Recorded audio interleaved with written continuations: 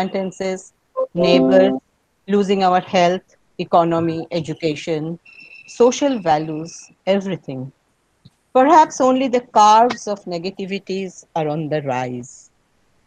Amidst this all round claustrophobia and depression, Dr. Ruma Bhattacharya, principal of our Vijay Krishna Girls College, and Dr. Shorvani Guptu, professor in Asian Literary and Cultural Studies of Netaji Institute of Asian Studies, Kolkata, have developed a scheme for academic collaboration to facilitate research and other intellectual exercises to keep our brains and mind alive.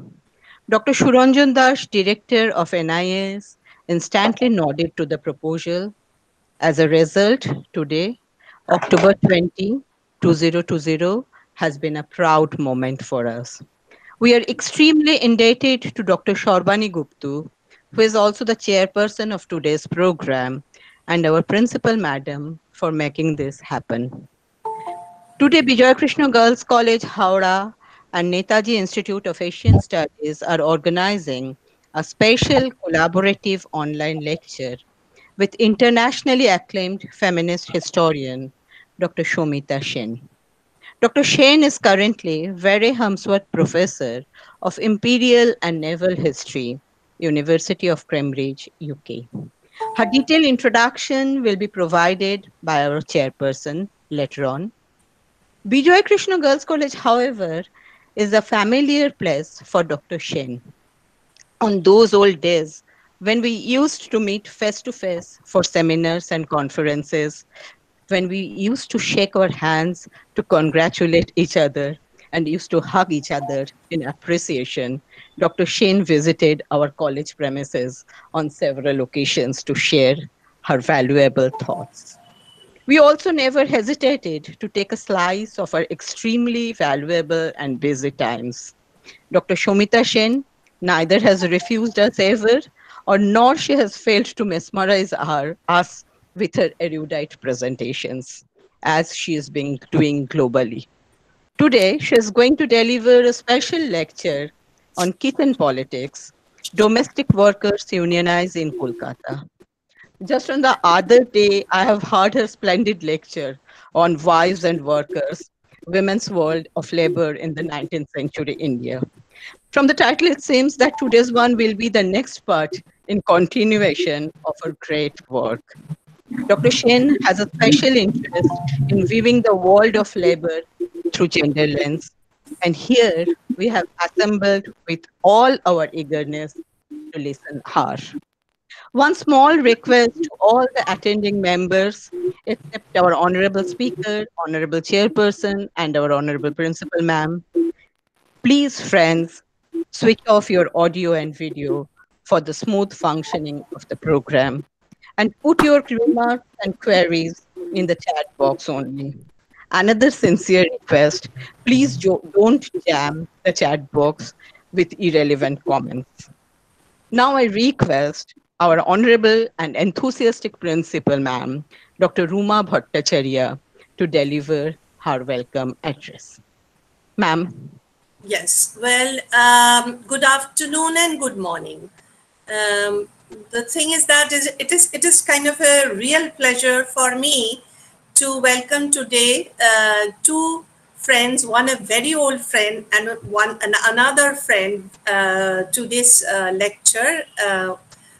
Shamita Sen, as Sharbani Guho Ghoshal of our college said that she has been acquainted with our college for a very a splendid seminar that we had in collaboration with the Women's Study Center of Jadavpur while she was the director there. And we had a lovely time then interacting and, exchanging ideas. We always, once again, as I'm just repeating, that we have had every help from her for organizing the seminar, and we enjoyed her lecture even then. And I also heartily welcome Sharbani Guptu, Dr. Sharbani Guptu. We have a history of more than 20 years teaching together in the same college. So I do not really, whenever we meet, it's as if we are in the same place as we were before. It is indeed a pleasure for me to welcome both of them to this program. It is also because of Dr. Sharbani Guptu that we have been able to, approach Netaji Institute for a collaboration, a research collaboration, which has received approval from Dr. Shuranjan Das, and we are just waiting for a formal agreement. And I hope we'll have a very good experience once again working together in every way, in every research and project, whatever comes in this program. Having said that, I must also welcome I can see quite a few very known faces here today. That is also a pleasure. Being together in a time when, you cannot meet, you cannot have a discussion over a cup of tea and all that. This is another way of keeping alive and keeping together and exchanging ideas and moving forward.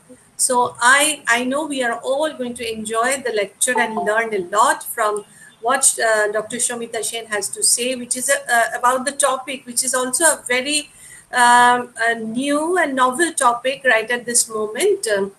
I think the only union in India, I'm not sure about abroad, I have heard about is the Domestic Workers' Rights Union in Bangalore, perhaps, which celebrated 10 years only last year. That is the only one. And I was just, I saw in news, I don't know whether it is correct or not, that Paschim Bongo Griho Poricharika Shamiti has been formed very recently. Whether it has formed, it is a proposal or it has been formed, or I'm not sure. But these two are the only links in India that I have found regarding this matter. So I know everyone will be very interested to learn about that. And once again, welcome to all, and welcome to all my friends and other participants who are here. I think it is going to be a splendid time we will spend now together. Sharbani. Dr. Sharbani Guptu, our chairperson of today and the major mentor for this program, is another star in the galaxy of feminist history. At present, she is the professor in Asian Literary and Cultural Studies of Netaji Institute of Asian Studies. Her important books includes The Actress in Public Theatres of Calcutta, The Music of Nationhood, D.L. Roy, On Modern Indian Sensibilities, and several other invaluable articles in illustrious journals. Besides these, she is actively involved in different academic and research institutes as honorable members. I now request Dr. Sharbani Guptu to take the role of the chairperson. Dr. Guptu. Thank you very much. I know that everybody knows Shamita Sen here in this, but it gives me immense pleasure to read about all her achievements, and I will do that very meticulously. Shamita Sen received her PhD from Cambridge University in 1992 and was JRF at Trinity College between 1990 and 1994. She taught at Calcutta University and Jadavpur University between 1994 and 2018. In this period between 2013 and 2015, she served as the first Vice Chancellor, Diamond Harbour Women's University. She was also Dean Faculty of Interdisciplinary Studies in Jadavpur University between 2016 and 2018. Her monograph, Women and Labour in Late Colonial India from Cambridge University Press in 1999 won the Trevor Rees Prize in Commonwealth History. She has published extensively on gender and labour. Her specialization is colonial South Asia, but she has also done contemporary and interdisciplinary research on issues such as domestic violence and labor in the informal sector. She is a member of editorial boards of various academic journals, including Modern Asian Studies and South Asian History and Culture. She edited Global South, Cephis e-magazine, one of the first online journals, and a South-South platform for young scholars from 2004 to 2014. She has been active in the women's movement in India and internationally. She participated in both the governmental and non-governmental fora of the Beijing Conference in 1995. She has been a member of a Calcutta-based voluntary association of women, Shochetana, since 1983. As you all know, at present, she is the Vere Harmsworth Professor in Imperial and Naval History at the University of Cambridge. So Shamita Sen is both an academic and an active participant of the women's movement. May I request her to deliver her lecture? Thank you, Sharbani, for those very kind words. And to Vijay Krishna Girls College and the principal and teachers of the college. And it is true that I have had a very long relationship with this college over my 20 years of teaching in Calcutta. And I'm very happy to participate again in an event, though this time it is in this funny remote way. But I guess we have to get used to it. So it is a great pleasure, and it is also very pleasant for me that many friends are here today listening to this talk. It is slightly unnerving topic for many people, and I'm not sure whether you'll be happy or alarmed by many of the things that I'm going to say. But here goes. This is globally a paradoxical moment in the situation of domestic workers. On the one hand, we have a huge development in their condition, improvement in their condition, or at least attempts at improvement in their condition. You have internationally unionization, International Federation of Domestic Workers was formed, and most important,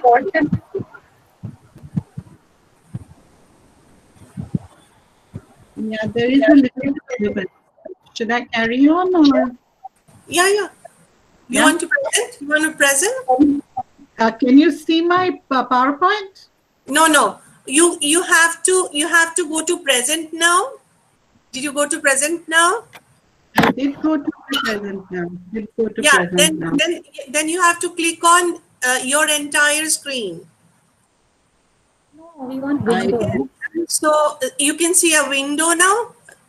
ছবি আছে দেখো, ওই ছবিটার উপর click করো। তাই তো করলাম। তো করে তারপরে হচ্ছে শেয়ার আছে, শেয়ার একটা শেয়ার বাটন আছে ওই ছবিটার মধ্যে।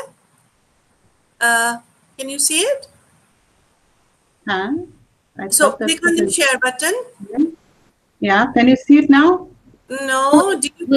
Was your PowerPoint open? Yeah, I can see it. It is here. Yeah. You just you have to go to this thing. Yeah. Can you see it now? Yeah. Okay. So right. So what I was saying is that this is a very paradoxical moment in the situation of domestic workers globally, because on the one hand you have the major developments in terms of unionization, the formation of the International Federation of Domestic Workers, and a major step which has been the Convention 189 of ILO 2011, which is the Convention on Decent Work for Domestic Workers. And it has galvanized working conditions for domestic workers in many parts of the world, in many countries where the ILO has actively advocated and mobilized to improve domestic workers' work conditions. But on the other hand, I should perhaps also say that Convention 189 has been modeled partly on legislation that happened just earlier to that in South Africa. And this has been the most progressive legislation in the world. It was put in place after the end of apartheid. And you can imagine that this was an effort undertaken because of the polarization of white employers and black domestic servants. So there was a concerted effort on part of the state to modernize and professionalize domestic work, including landmark national minimum wage, mandatory formal contracts of employment, extensive leave provision, formal registration, as well as access to unemployment insurance, many of which were the first time in the world. They're the world firsts. It is on these developments that the Convention 189 was framed. It is not, it is also, it contributes to the paradox of the situation that this regime was examined by a scholar who's written a very influential book, Shireen Ali, where she questions some of these measures. So if the measures that I just described that South Africa has taken are means of formalization of domestic work. And this regime of formalization has not been without question. So at one end, we have a process of formalization, major improvements in conditions of domestic work. But on the other, which is not unquestioned, but on the other, we also have increasing reporting of highly exploitative conditions of work, including trafficking, slavery, and unfreedom, which are the images on the right, my right, are showing you. So domestic work is actually a very good exemplar of global inequality, which is often expressed in terms of the global care chain, which is analogous to the global commodity chain. And this is not a new idea. Earlier, Evelyn Glenn, for instance, called it the international relations of reproduction. We have had, and I will not go into the details of the global care chain because we are focusing on Calcutta in this talk, but we can talk about this at more length during the discussion if you like. But my basic point that this is a paradoxical situation is true also of India. In India also you have this simultaneous forces. On one hand, you have unionization, professionalization, the growth of agencies. On the other, you have this kind of modern slavery, trafficking. It's both a media rhetoric, but it is also deeply, as we see in newspapers every other day. There has been very recently a news of a young girl in Delhi who was killed. So you do have a lot of this kind of trafficking and slavery kind of situation within domestic work. So you have two very contrary tendencies at the same time. Now, there are two ways in which domestic work is kept at the margins. One is informal, the fact that it is the most informal end of the informal sector, where contracts are almost always verbal, relations are highly personalized, but also because it is unorganized, which is to say that there has been almost very, very little effort at trying to collectivize and to enable solidaristic negotiation or collective bargaining on part of domestic workers. So it's both informal and unorganized. But this is not to say that none of this has been attempted. Um, so if we take informal first, the first attempt at making a law to regulate domestic work was introduced immediately after independence in the 1950s. But despite repeated attempts at legislation, there has not been legislation. There has been some limited state level laws, but national law has not yet happened. There was a lot of mobilization in the early 21st century, and that there was a point in 2014 when it seemed as though the last few months of the UPA government, a national law would be passed, but it didn't happen, and then government changed, and the story began all over again. Unionization also, there were the first domestic workers unionization happened in 1980 in Pune. And it was interesting that this domestic workers, and this is the thread of the argument that I will follow today, that this domestic workers union was formed not by a trade union, but by a women's organization. It is only after 2011, however, that the momentum of this unionization quickened. And it was after ILO intervened with a project in Hyderabad, and they put a lot of energy and resources behind unionization of domestic workers, that we actually begin to see a countrywide effort at unionizing domestic workers. So I'm just giving you two examples of ILO's advocacy efforts.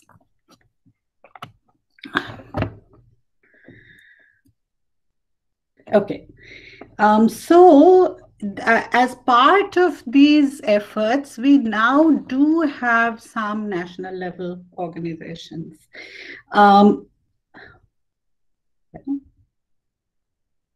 Yeah, so these are some, apart from the Bangalore one, which you are right, it has been one of the major domestic workers unions. It is also interesting that the Andhra Pradesh union, which was one of the unions which the ILO began in 2011, that they actually managed to stand for elections in 2014. But there have been in many parts, and this is a select list. This is not a comprehensive list. So there have been many unions across the country.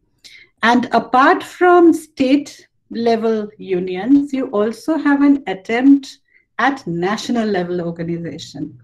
The TUCC has started a national platform in 2014, and there is also a strong presence of the National Domestic Workers Movement, which was established in 1985 in Mumbai.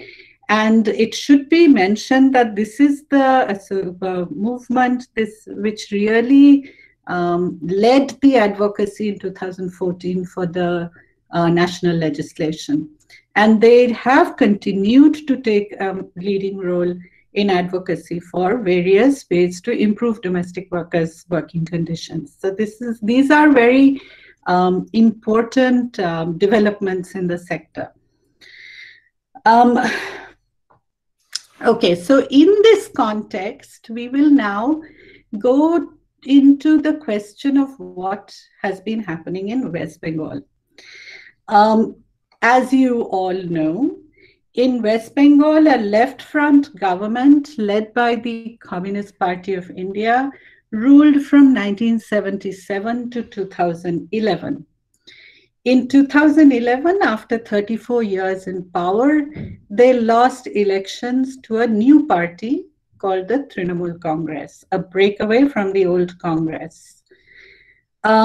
In a historic move, this new government, this new party, not new, this party, they appointed a woman at the head of their party's trade union wing. So Dola Sen became the head of the Trinamool Trade Union Congress when the Trinamool Congress came to power.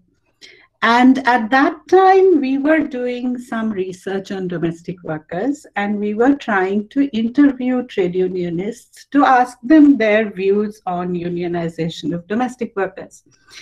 And we were very lucky that, given her position at that time, that Dola Sen gave us a very long interview, gave us time and a very long interview.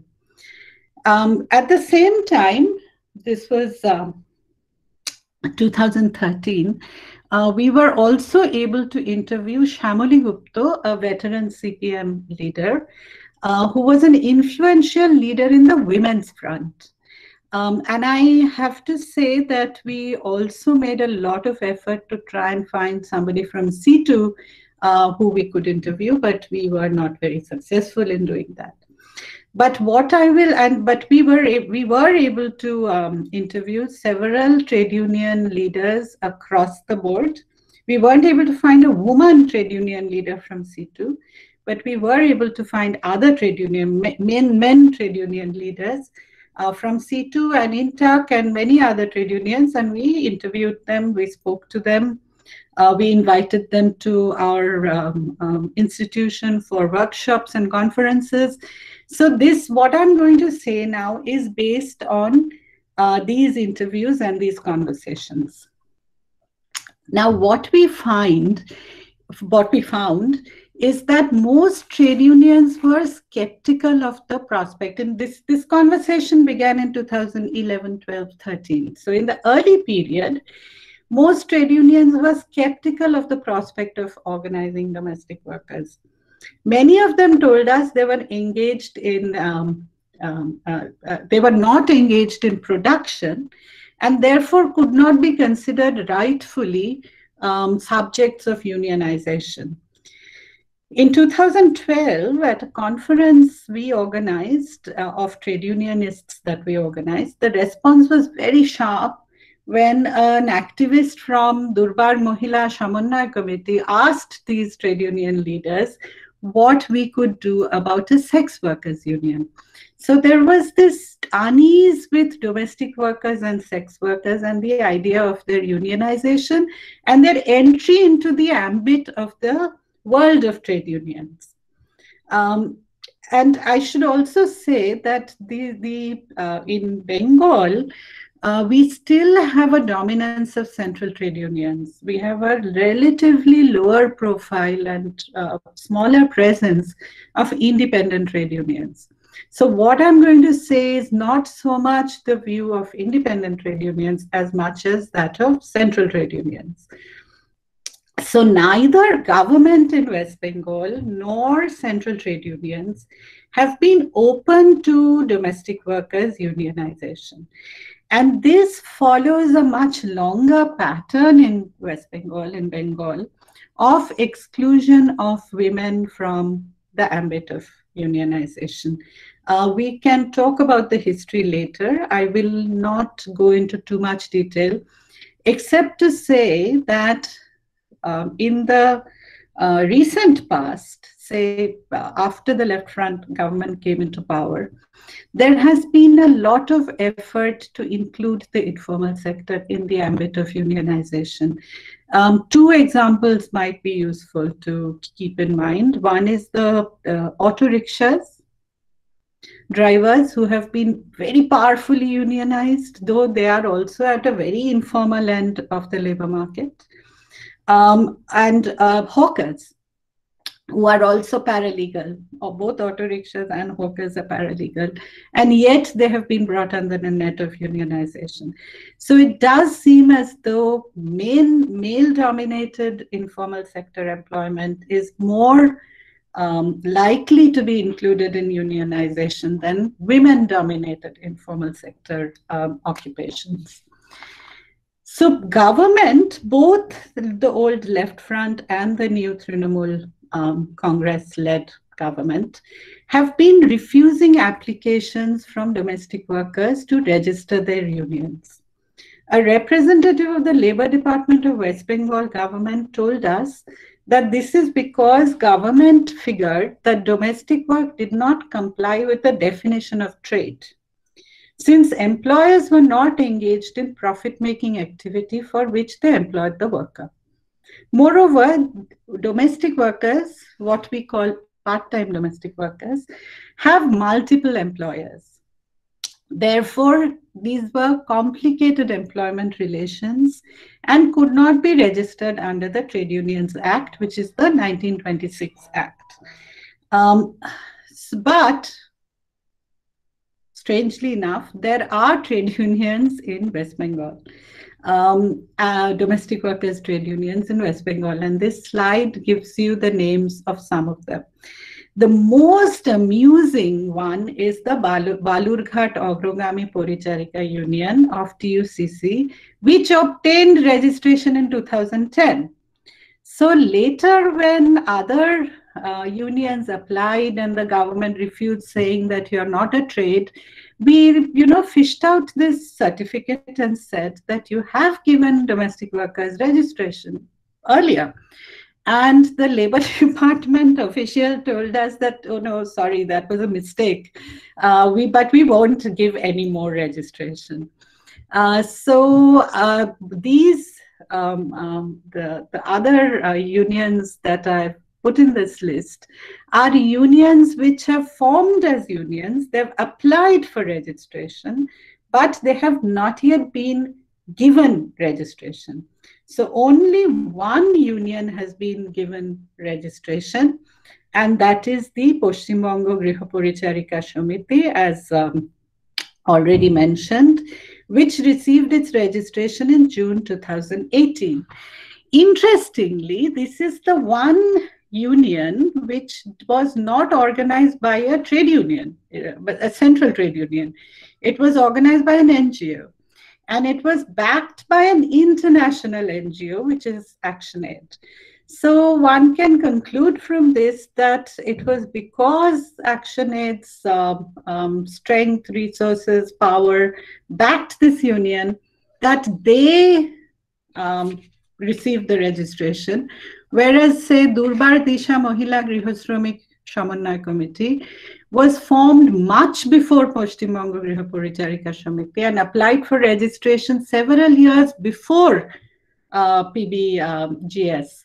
And yet they have not yet received registration.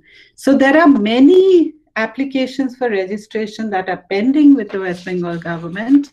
Only one has in 2018 received registration. So there are now two registered domestic workers union, Balurghat Agrogami Poricharika Union and Paschim Bongo Griha Poricharika Samiti. But there are many other unions who have applied and their applications are pending. Now, when this conversation was going on with the West Bengal Labour Department, we asked them how if domestic workers do not comply with the definition of trade in the Trade Unions Act of 1926, how is it that domestic workers unions had been registered in other states?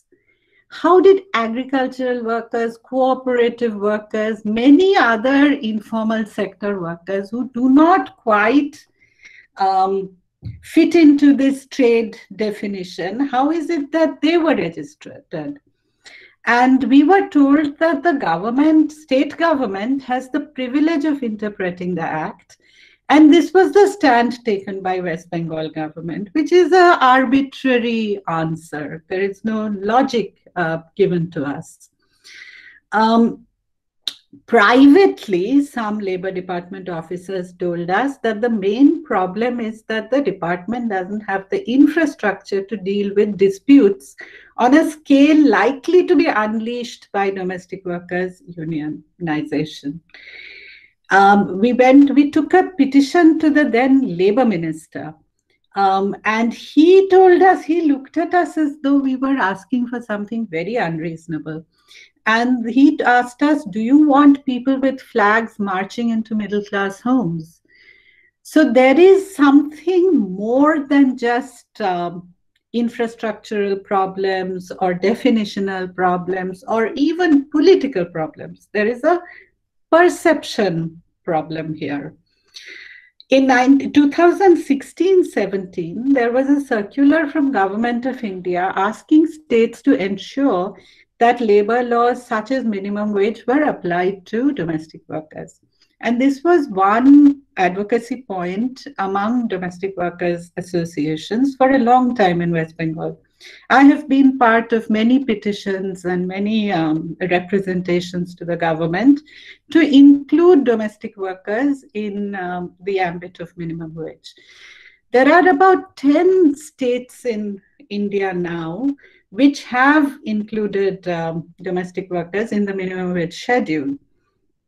West Bengal Labour Commissioner made a commitment to this effect at a public meeting in June 2015, but ultimately this promise was not implemented. Why was it not implemented? So the questions that get asked, if when these discussions are introduced, how will poor employers manage? How will aged people fend for themselves if they cannot employ domestic workers? What will be the political cost of alienating the middle class? Will rise in wages reduce employment?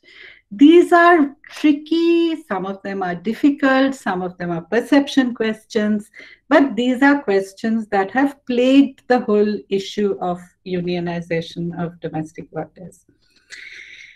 Surprisingly, these questions are also asked by trade unions themselves and organizers of domestic workers. And this we have to place in the context of the complicated relationship between central trade unions and women workers. C2 is the largest trade union presence in West Bengal. And they have, perhaps more than other trade unions, remained unconcerned with women workers. It is the Paschim Bongo Mohila Samiti, the women's wing, which was entrusted with the organization of women workers, specifically women domestic workers, rather than the trade union wing. So this is the reason why we spoke to Shamali Gupta in particular, because she was at that time one of the office bearers of PBMS. And she had initiated at that time a union of domestic workers in 3 districts in Howrah, North and South 24 Parganas. This was called the Paschim Bongo Griho Sahaika Mohila Samiti, formally announced at a state-level convention on 22 February 2011. They also applied for registration in December 2012, and they too, as the latest that I know, they too haven't received registration. They attempted to include both part-time and live-in workers, including cooks and cleaners. Though the Samiti recognized minimum wage as a major goal, it was also cautious. The problem is not only that employers have varying capacities to pay, but there are differences within PBMS itself. Workers have many demands. They want social security, maternity leave, registration, identity cards, BPL cards, free public transport passes, toilet facilities, 4 days leave of absence per month, and they have a long list of demands. On these, we spoke to Gupta on all these demands individually. On maternity leave, she told us, and I'm quoting from her interview, most people are not prepared to grant leave for 3 months. Not that this is always desired. It is also a question of affordability. It is not possible for many employers to grant a paid 3-month maternity leave to a worker while engaging another worker for domestic duties. So there can be no break in the service of domestic work. PBS seem to be striving to find a balance between the interests of employers and employees. Now, why would that be? If you're organizing workers, why are you so concerned with the convenience of the employer? And this is because the PBMS is primarily a middle class organization. The middle class constituency of the association exerted a powerful influence on the ideological articulation of the problem itself. So Gupta tells us, I quote, although workers receive lower wages in middle class homes, they have a greater sense of security and dignity, which they do not get in the homes of the rich. In another context, she told us that just as domestic workers have a right to job security, they also have a responsibility to not exit the job without prior notice. We have to keep in mind the interests of both parties, she said. Now, this is not the language of left trade unions. Given the history of confrontational class antagonism for which C2 is so well known, it is not C2, but PBMS, not the trade union, but the women's organization, which has the responsibility of organizing domestic workers. And this is itself curious. Is it one way of deferring recognition of this group as workers? Is it more important that they are women than that they are workers? The language of negotiation and balance of interest in relation to employers distinguishes such an effort from the language and strategy of mainstream trade union activity. Although strongly defending the recognition of women as wage workers, Gupta also emphasizes mutual dependence and personal relationship between employer and employee, and the question of affordability and convenience of employers. The politics of class is thus complicated in the organizational efforts of PBMS because there is a direct conflict of interest. It is an employer's organization trying to organize the workers. The Shamita's middle class base does not allow the usual worker-centric discourse that trade unions are able to adopt. So the question then is, this is very obvious. So why is it that the PBMS rather than C2 that was given the job of organizing domestic workers? Why did it take so long? Gupta explained to us that trade unions feel that since this work is not directly related to production, we cannot treat them as workers. So in fact, in CPM's logic, they are women and not workers. This point of view resonates with that of government, which hesitates to or is resistant to legislate on these grounds. Gupta is of the opinion that these are pioneering efforts taking place only in, I quote, democratic states, such as West Bengal and Kerala. Now I have already shown you the list of trade unions taking place across the country. So it can't be that she doesn't know. So it is a factual inaccuracy that is perhaps attributable more to deliberate political occlusion rather than to a lack of information. It is unfortunate, however, that in its 3.5 decades of left government, West Bengal did not see as much progress on unionization in this sector as some other states. The question of women workers generally and women domestic workers specifically seems to have been left out of the left. Shamali Gupta knew the political issues involved. She told us that a Mohila Shamiti was a difficult place for such activity because the bulk of the membership were employers. Ordinary middle class women depended on cheap domestic labor. Indeed, the same holds true for trade unions.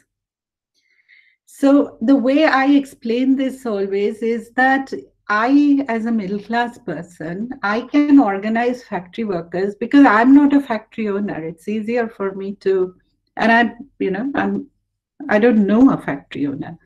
So, in a way, it is easier for me to sympathize with factory workers. Um, um, Rather than in domestic work, we all middle class Indians are employers, irrespective of what sector I, as an organizer, work in. So it is true of all trade unionizers, trade union leaders, and activists that they too are employers of domestic workers. This is perhaps what makes it so difficult for central trade unions to organize domestic workers. And one C2 leader said this to us in the form of a joke. So when we were at a conference, when we were discussing this, he got up and began his speech by saying that how can I organize domestic workers? If I do this, then my wife will not let me return to my home. It was obviously a joke, but it was a joke which had a base in a political understanding of the situation. Um, so whether in the women's front or in the labor front, middle class organizers are already complicit. They are already either employers, directly employers, or benefit from the employment of domestic workers. Now, what is surprising, if you look at all these trade unions, the list of these trade unions, both organized by central trade unions and by NGOs, many of these unions have the option of registering as societies. And that advice was given to them by Labor Department, in my hearing, by labor rights lawyers, and by a number of well-wishing groups of people. But these unions have insisted, so groups of people have insisted that they want to be unions.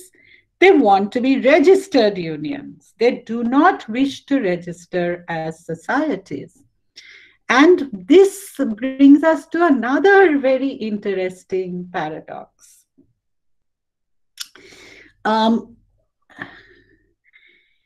By 2015, when we again began this work on domestic workers, so up to 2013, we had done one round of work. Then after a year's gap in 2015, we began this work again. Strangely enough, in that 2 years, the situation had changed dramatically. Trade unions had begun to realize that they could not ignore domestic workers altogether. The traditional constituency of trade unions, formal manufacturing sector workers, have been shrinking rapidly. And this is more true of West Bengal than many other parts of the country. In the last decade or so, central trade unions have seen dwindling membership, and they have realized the importance of unorganized workers and specifically women workers. The C2, for instance, and this is strange that the C2 elsewhere in the country does something else, and in West Bengal they do something else.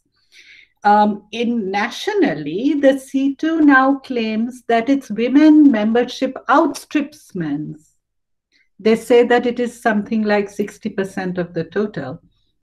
This is because of their recent efforts to organize what they call scheme workers, primarily Anganwadi workers, which is wholly female. This initiative was taken by EDWA, and later unions were moved under the C2's banner.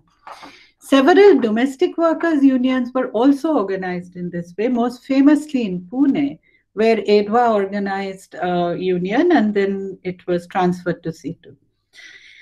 But this has not happened in West Bengal. This is obviously because of the numbers involved.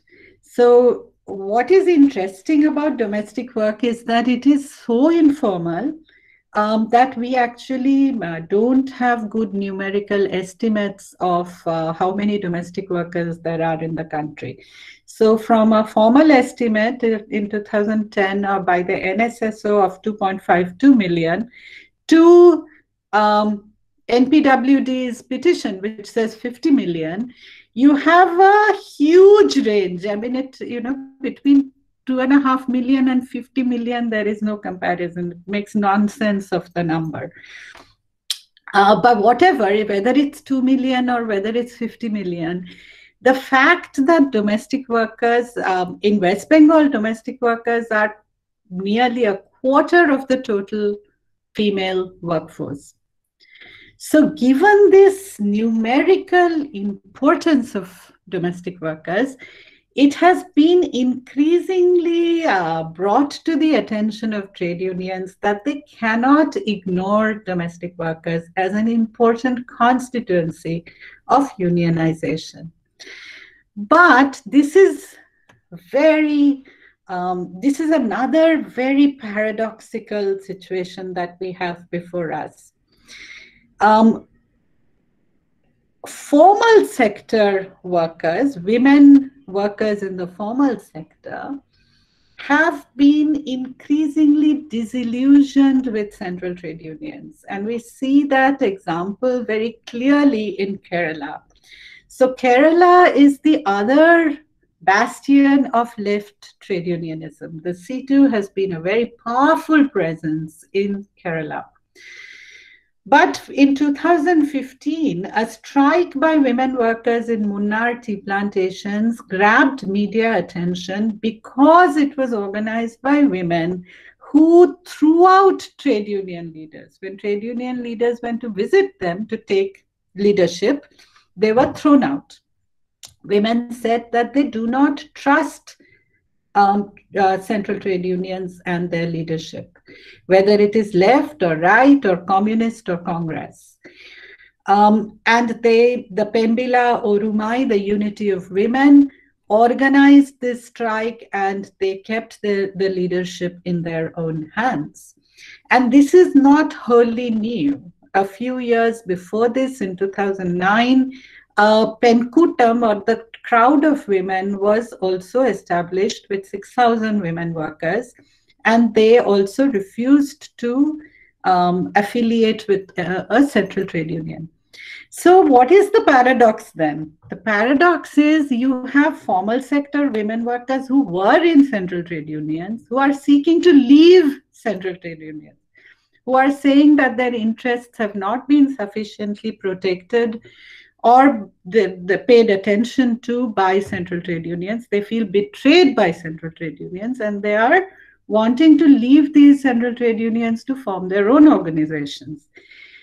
Informal sector women workers who have been kept out of central trade unions, they are wanting entry into central trade unions. So this is a very piquant situation, and we have a complicated set of motivations here. So far as domestic workers are concerned, there is deep unease on all fronts. Trade unions are now beginning to reach out, but they also recognize that there are many problems. So this is the paradox I was trying to sum up. So there are many problems. Trade unions recognize that there are many problems. One of those problems is that there are many types of workers within the domestic work sector. And there's live-in, what we call part-time, and commuting workers. And all these different categories of workers are not equally easy to mobilize or collectivize. And there are different sets of problems associated with different categories of workers. There is also the fear of changing employment conditions. How price sensitive is the domestic worker market? The third question is who will organize. As I said, middle class are hugely invested in cheap domestic labor because they are employers. So there is always a certain ambiguity and ambivalence in middle class women trade union organizers. In fact, some of these issues became very clear during this last lockdown that we had in the pandemic. So whatever the collectivization, unionization efforts that have happened in our country, or indeed in any other country, no other force could have organized this kind of a strike. The almost 90% withdrawal of domestic workers, which happened because of the lockdown, is something no political force could have organized. So we have had, in a sense, a taste of what life may be like without domestic workers. And what kind of response did it evoke? It evoked two very different kinds of responses. I think at one is a negative response. We see dismissal of domestic workers. We see employers refusing to pay their wages for the period of the lockdown. So a great distress among workers who are so poorly paid that they cannot manage a period when they have no wage payment. But we also have a positive development from the pandemic, in my view. There is in the middle class, the withdrawal of paid domestic work from the market has meant a far greater awareness of middle class employers of their dependence on domestic work, which is on paid domestic workers, which I don't think was the case so widely before the pandemic. So I will stop at this point. I'll leave you with these three quotes. The C2 leader in 2012 who told us, how can I organize domestic workers while my wife will not allow me into my home? The labor minister in 2015 who told us, do you want people with flags marching into middle class homes? And in 2018, the fact that one union did get registered.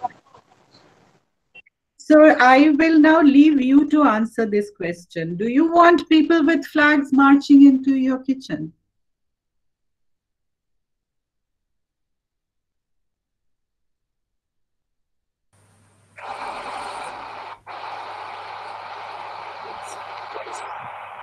Thank you, Shamita Sen, for this fantastic lecture and such a thought-provoking one as well. One thing, of course, there are two things that really struck me. One is this close connection between politics, political party politics, and unionization, and whether we can actually just, whether it's ever going to be possible to come out of this and make unionization connected to fundamental rights or human rights issue, that which would sort of make this disparity between the different states regarding their pay or regarding their wages, not simply minimum wages, but sort of to reduce the disparity, not completely possible because of living standards differing in different cities. And the other thing which is well, not that lighthearted as well, but during the pandemic, another interesting phenomenon that we came across is many of these part-time workers came back into the houses after a period of isolation as permanent workers, 24-hour workers. So that was, I felt, another interesting change that took place. And whether we have actually changed our perception, I really have doubts about that. But I'm hoping that one or two questions will come in while you deal with this. Or so please, I'm sure so many of you have so many questions in mind. I mean, this is something that is a part of our existence. And but it really amazes me that how there is this huge disparity, which also impacts on their professionalism. I feel disparity of salaries does impact on their professionalism, because I've seen workers in Bombay being far more professional. I mean, I don't want to make it a trait or a community trait, kind of thing, but wonder if it's connected to salary disparity. If I can take up from Sharbani, I'll just make a point here. Some time back in Delhi, we had a cook. My brother used to live there, and he had a cook who came in and cooked whatever was there to cook. But he would never cook more than 3 items, where rice was an item, dal was an item, and fish or mutton curry, whatever was item. So if you asked him to make a vegetable, because it took my mother some time to understand that rice could be an item. But every item he charged 500 rupees a month. So 3 items, he takes 1,500 rupees a month. I'm talking about this quite a long way back. But in Kolkata, that's what my mother kept on saying. How can you charge by the item? You are a cook, you are supposed to cook the food, whatever we ask you to cook. So how can you charge by the item? So that is what I feel, that they are more professional in rest of the India. I mean, and they also maybe because they're charging per item, I believe they were more professional about it, more clean and more organized than in Kolkata, where we can make a cook one day cook 7 items, and hardly matters. He or she is a cook, so he or she is supposed to cook. So this discrepancy in professionalism is very much there in Indian different cities, I believe. So I don't know whether we can, any political party can intervene in this kind of a mindset. Can they do it? That's a question.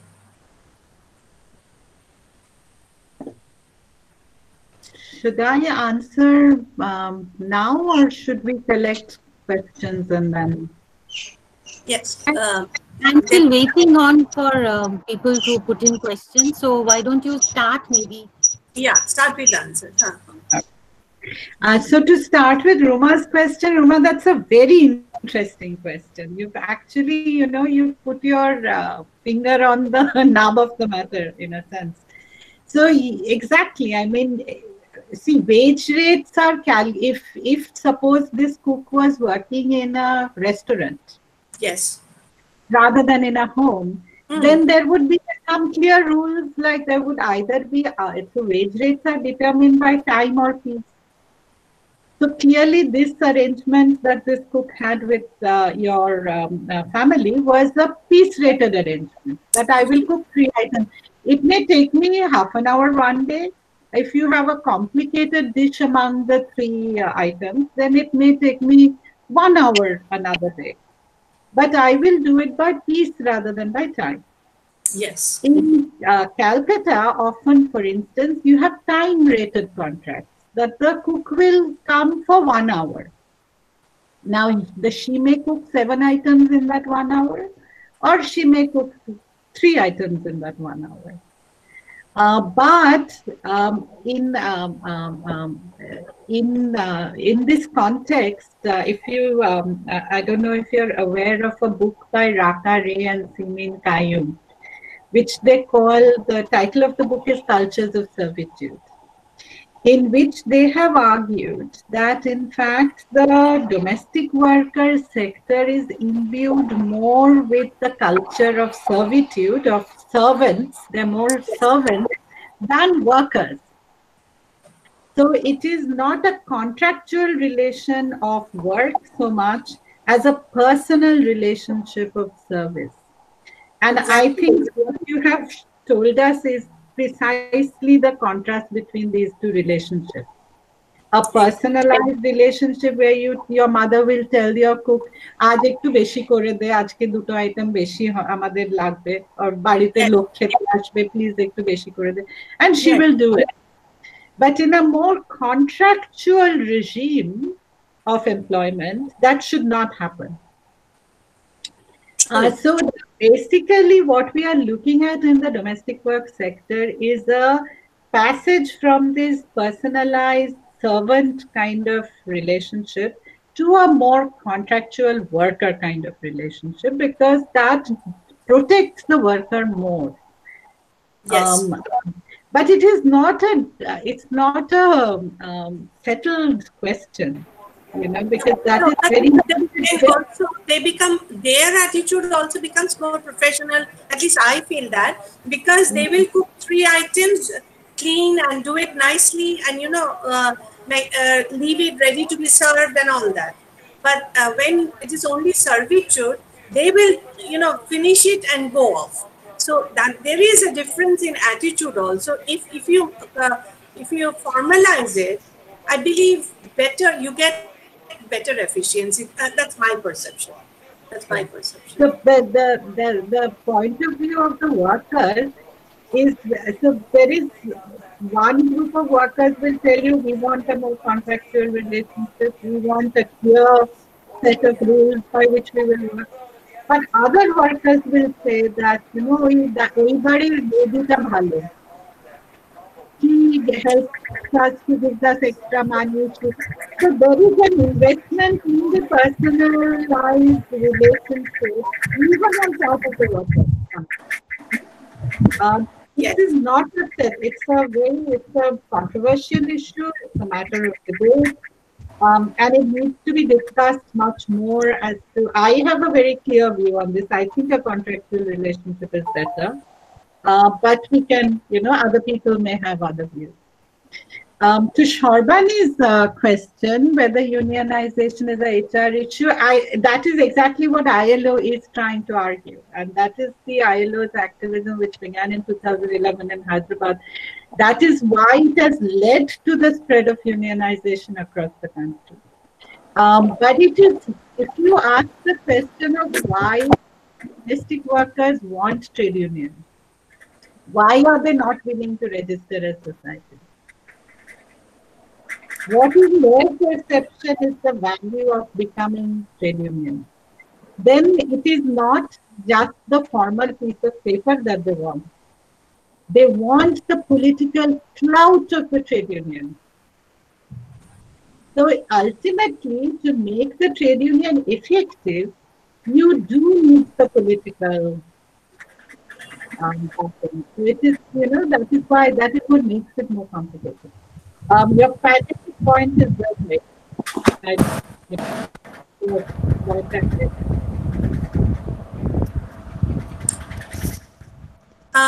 Deblina, I think you can start up with the questions if you have any questions there. Yes, ma'am. There is one question Shorbani Di has asked. That is, with the introduction of centers for DWs, whether the situation has improved in their favor. Sorry, who is the intervention? Central Trade Union or central government? You have to also read the first question. Yes. The Shabayadi has asked, C2 leadership is always from the middle class who, on their own, are engaged in employing DWs. So naturally, they are not bothered to address the issue. Here, they are on the role of exploiter themselves. My question is, with the introduction of Center for DWs, whether the situation has improved in their favor. What do you mean by Center for DWs? Do you mean trade unions, or do you mean... Sharbanidhi, if you are present, so can you explain? Sharbani Ghoshal. Sharbani. Domestic worker. DW is domestic worker, I believe. I know. Let me see the chat if I can get the chat. I can't see the chat. How do you see chat here? Oh, Yes, yeah. there is a small Okay. box there. Yeah, I found that.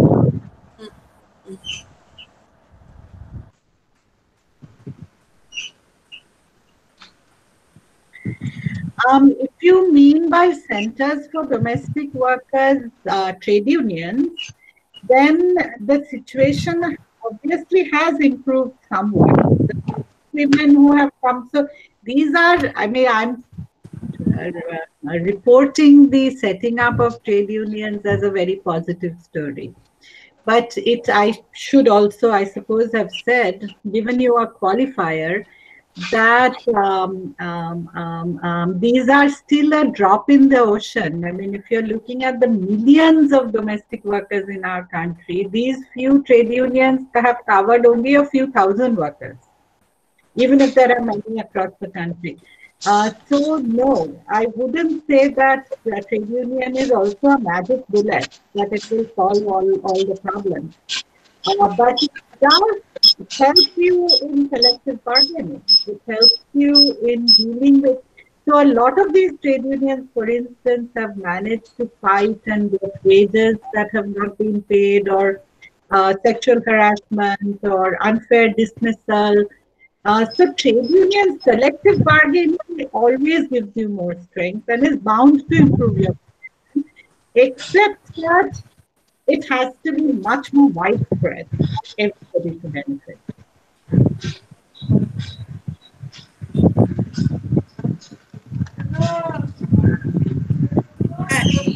There is another question. Yes, there is another question from Aparna Bandhopadhyay. A large number of domestic workers would commute every day from South 24 Parganas to Kolkata. This daily migration has been disrupted because of suspension of train services. Women of this district are badly in need of work because of the combined impact of lockdown and Amphan. Would you comment on the scenario in this district? Yes, I think this is a very important point. And when I was discussing the kinds of domestic workers and the different problems of organizing them, I did passingly mention commuting workers. And some organizations like Samadhan Dal, for instance, organized by police people, focus only on commuting domestic workers. So there has been some effort to bring commuting workers also under the net of collectivization, but it has not been um, um, but that has not really been the focus. More unions have focused on um, part-time workers than on commuting workers. So yes, there is a very, and it is true that commuting workers' employment has been more disrupted than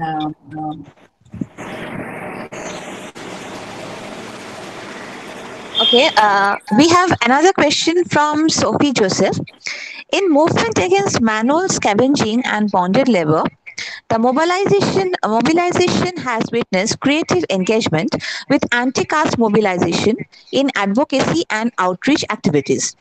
Though domestic workers unionization is strong from 1950s, we don't see a regulatory framework pitching in.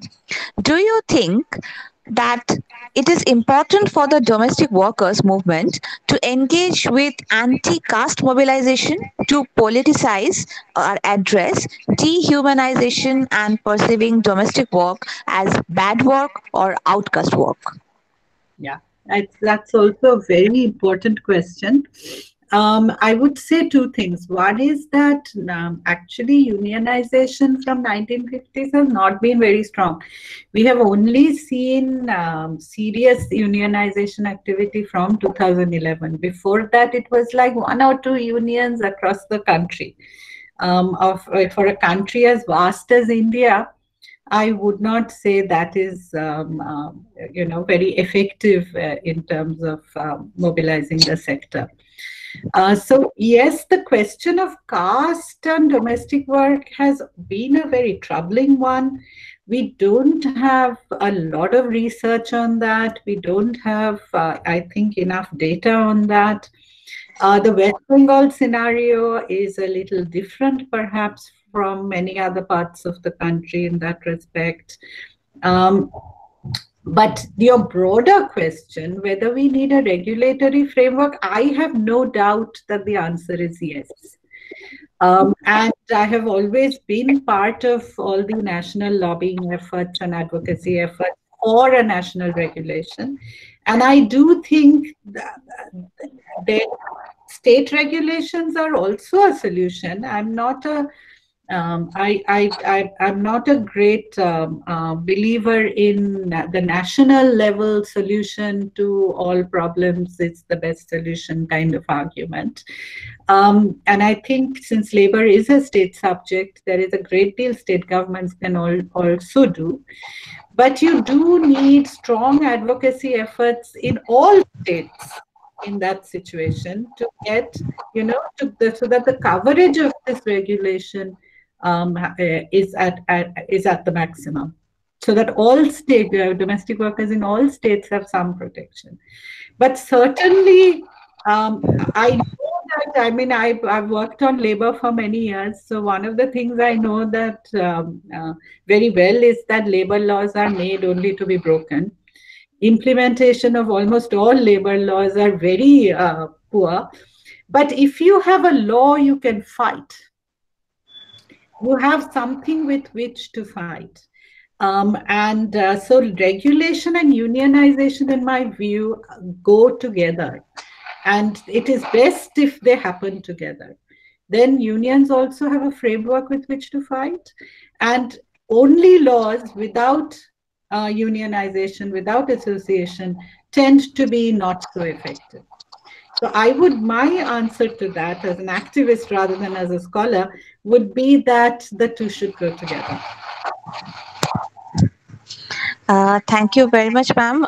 We do not have any of our question here. So I would like to request Dr. Sharbani Gupta, our chairperson of the session, to enrich us with her concluding comments. I really don't have any concluding comments as such. It's just that I really have to thank Shamita Sen for this fantastic session. I had really hoped that there would be some more questions because this is such an engaging topic. I mean, in the sense that it engages us all the time. But is there something else you would like to add, Shamita, or you've said all you want? Well, I've more or less said all I wanted. Maybe another sentence or two in response to Aparna's question. That the fact that West Bengal women labor force has a quarter of domestic workers is a very troubling figure. And it betrays the lack of employment opportunities in West Bengal. And that is a much wider question that needs to be addressed by people in West Bengal and by the government in West Bengal. It is also true that West Bengal has become over the years a net um, sender of domestic workers across the country.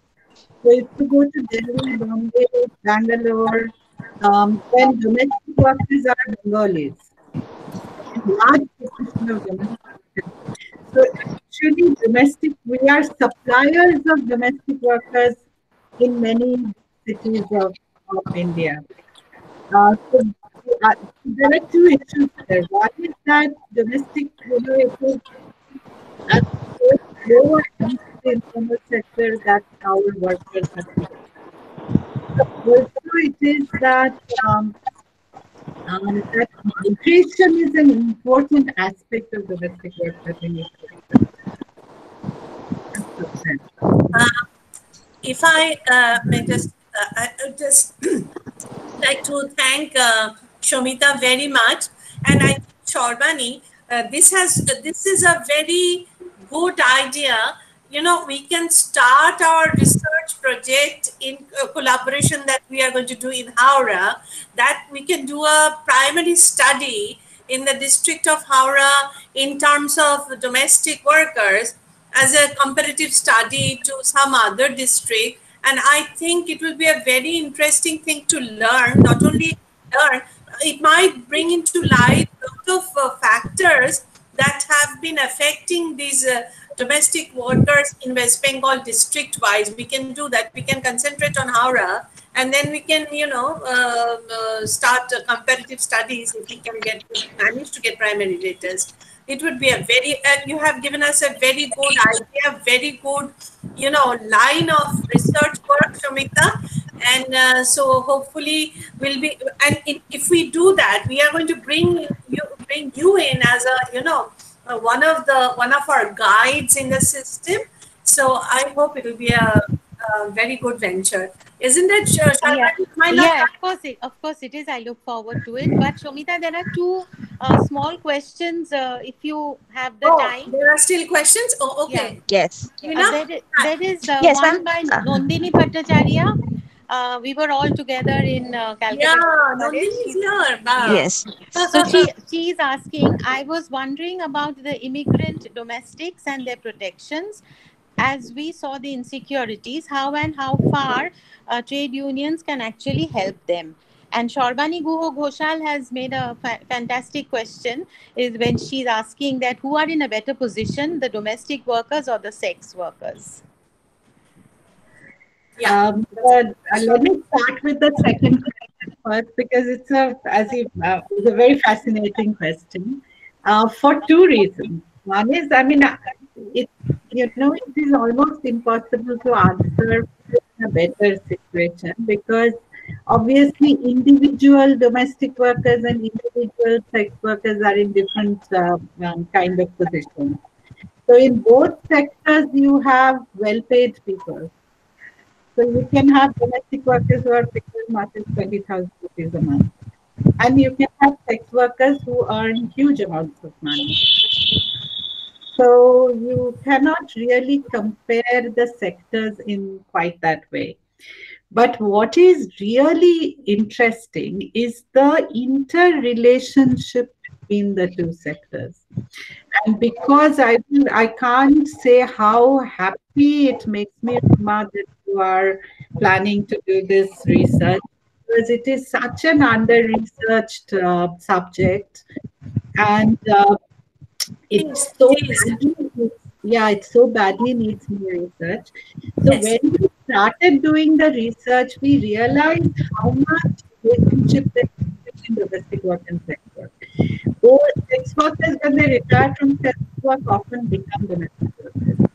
Domestic workers, when they are raped in their employer household or less sexually in their employer household, often become sex workers. So if you actually interview sex workers and you interview domestic workers, you see a constant movement, a mobility between the sectors. And there is many common assumptions and common relationships that underpin the two sectors. That is a very very key insight that I gained from Yeah. this Yeah. project. I'm already, I'm already, uh, figuring out how to start the project. Yes. You have given Um, us a splendid area for research. Splendid area. Mm-hmm. So to Nondine's question about immigrants, one of the issues in trade unionization in India and elsewhere in the world has been how other identities other than class, intersect with class in order to produce complications in collectivization strategies in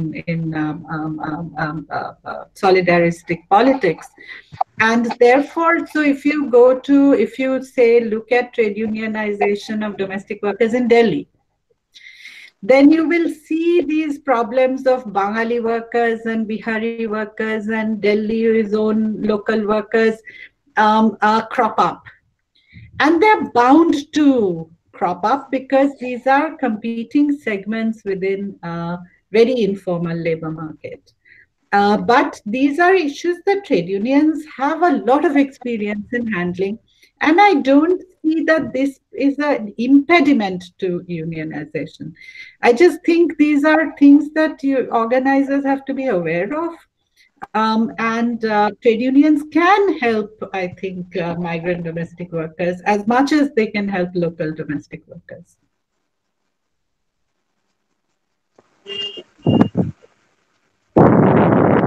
Um, Thank you. I think, yeah, Deblina. Yes, yes, ma'am. I think it's time to conclude. I would like to request Dr. Shweta Guho, our IQC coordinator, to propose the formal vote of thanks. Over to you, Shweta ji. Thank you, Devlina. It is really my privilege to propose vote of thanks on this special occasion. On behalf of Vijay Krishna Girls College, Howrah, I convey my gratitude to Dr. Shamita Sen of Cambridge University, UK, for sharing her valuable thoughts and time with us. It is an honor to have with us Professor Suranjan Das, Director, Netaji Institute for Asian Studies, and Professor Sharbani Guptu, Department of Asian Literary and Cultural Studies. I extend hearty thanks to you for your support and cooperation, Madam. I would also like to thank our guests, participants, faculty members, and students for being with us today. And we have been fortunate enough to be assisted by our principal, Madam Dr. Ruma Bhattacharya. You have given us a lot of encouragement, as always. Thank you, Madam. And once again, thank you, everybody, and stay safe. Thank you, thank you. It was a splendid session. It was a splendid session. Yeah, thank you, Shamita, very much. হ্যাঁ, খুব ভালো হলো। আমি কিন্তু ধরে নিলাম ব্যাপারটা, বলে রাখলাম। Sure, sure, হ্যাঁ, sure. we will I'll start. be very happy. Yeah. Yeah, as soon as we start on our, collaborative work, this will be one of our most important projects. This will be a very good project. Thank Great. you very much. Okay. Thank you, Shamita. Always happy to have. Thank you. Bye-bye. Thank you. Jyoti. Okay. Bye. Shall we close the session? Yes. Bye. Let us close the session. Bye. Okay. I have to stop the recording.